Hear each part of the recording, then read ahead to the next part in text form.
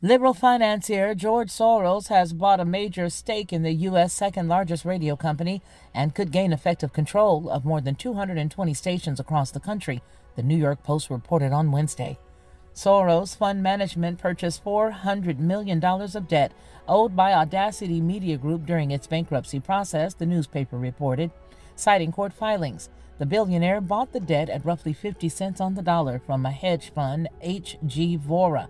The report continued, noting that once the deal is approved by a bankruptcy court, Soros would own about 40% of Audacity's overall debt. While 40% is not a majority stake, a source told the New York Post that Soros could nevertheless gain effective control of the media giant when it emerges from bankruptcy.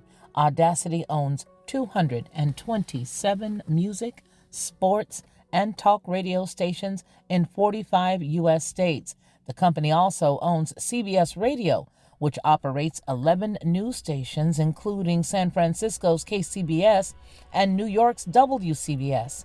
After years of declining revenue, Au-Dacity filed for bankruptcy early last month with $1.9 billion in debt. Should the deal go ahead, as reported, Au-Dacity will be the latest addition to Soros's growing media empire. Soros Fund Management joined a consortium of creditors to purchase Vice Media last summer, paying $350 million to acquire a former media juggernaut once valued at $5.7 billion. An insider source cited the New York Post described the Au-Dacity deal as scary, saying that he believed that Soros intended to use his stake to influence public opinion ahead of this year's presidential election. A hedge fund manager who shot to infamy for crashing the British pound in '92, Soros is among the wealthiest men on earth, with an estimated net worth of around $7 billion. That's on top of the $32 billion he's donated to a web of NGO charities and political campaigns through his Open Society foundations.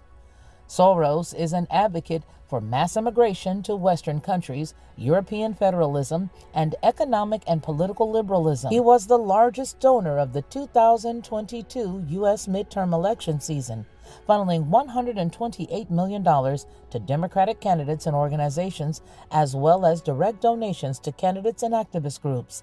Soros reportedly gave $300 million to a group of TikTok influencers who collaborated with the White House to promote President Joe Biden's policies.